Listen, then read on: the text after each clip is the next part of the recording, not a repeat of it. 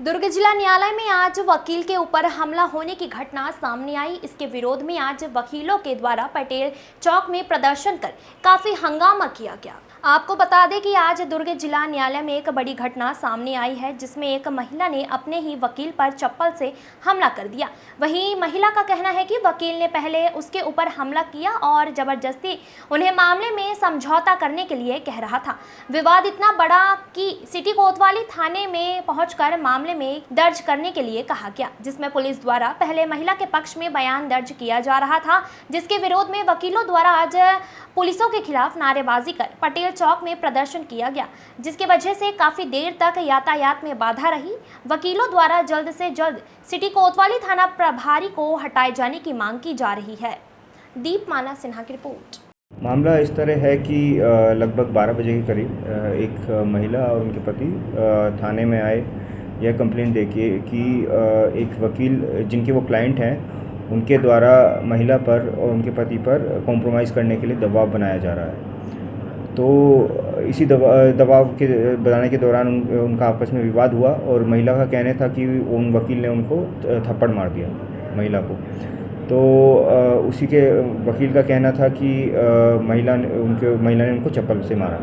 तो दोनों पक्षों के बीच में आपसी विवाद का मामला था और उसी को लेके वकीलों के द्वारा धरना प्रदर्शन किया गया।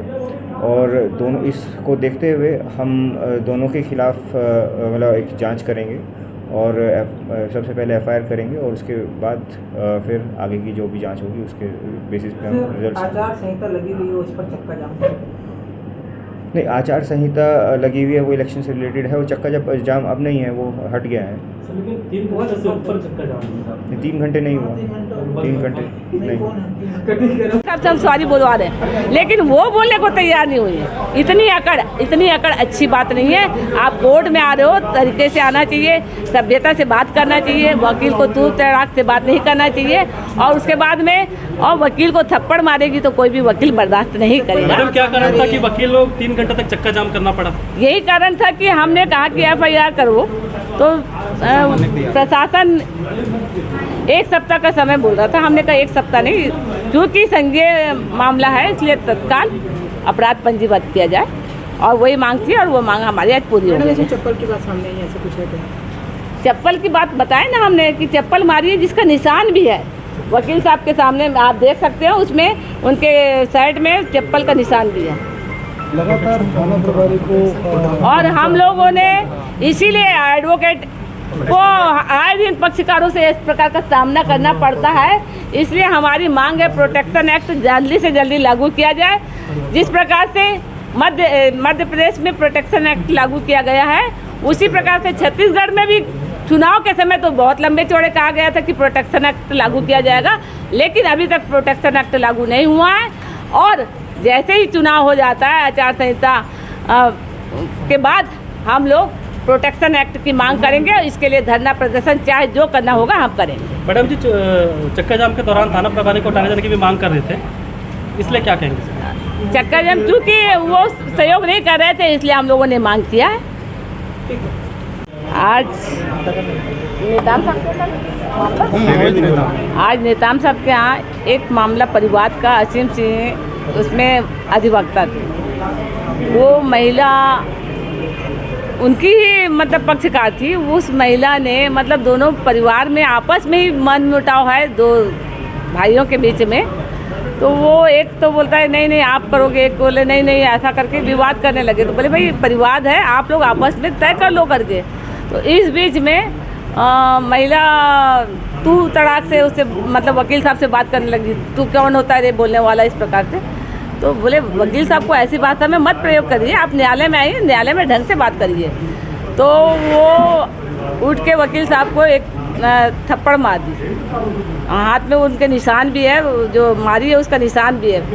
तो जब थप्पड़ मारी तो वकीलों ने देखा कि वकील को थप्पड़ मारी तो वकील पीछे घूमे। इस बीच में ये आकर थाने में पहले आ गई, अपना मतलब अपने आप को सेव करने के लिए थाने में आके रिपोर्ट लिखाने लगी झूठी कि मेरे को वकील साहब मारे हैं, जबकि हकीकत ये है। और सीसी कैमरे में सारी चीज़ें आई है, लेकिन सीसी कैमरा चूँकि न्यायालय का है उसको देख नहीं सकते अभी फिलहाल। लेकिन हकीकत ये बात आई थी, हमने कहा कि सारी बातें हमने बताई है। और उसके बाद भी मैंने कहा कि चलो भाई मामला हो गया है, परिवार पक्षकार का मामला है, आपस में सुलझा लिया जाए करके हम थाने में भी बैठे कि चलो भाई आपस में एक दूसरे का विवाद हुआ है, आपस में सॉरी बोल के ख़त्म कर दो। वो महिला मतलब एक वकील साहब झुकने को तैयार है, लेकिन वो महिला बोलती नहीं नहीं मैं नहीं झुकूंगी, मतलब इतने हद पार कर दी। तब हम लोगों ने कहा कि नहीं, इतनी अकड़ तो ठीक नहीं है, गलती भी करो और ऊपर से अकड़ रखोगे तो ये शोभा नहीं देता।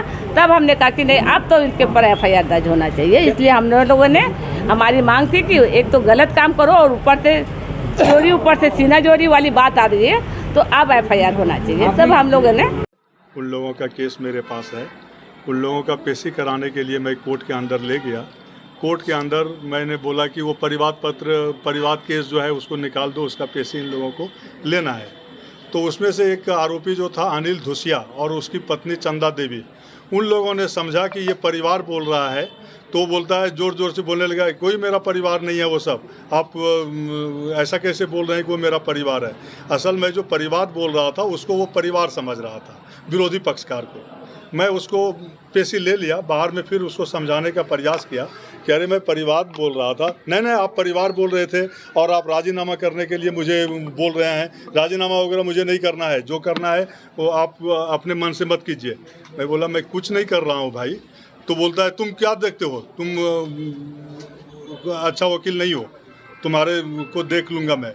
मेरे को गुस्सा आ गया, मैं उसको हाथ से हटा के मैं बोला चल भाई तुमको जो करना है करो, मैं जा रहा हूँ।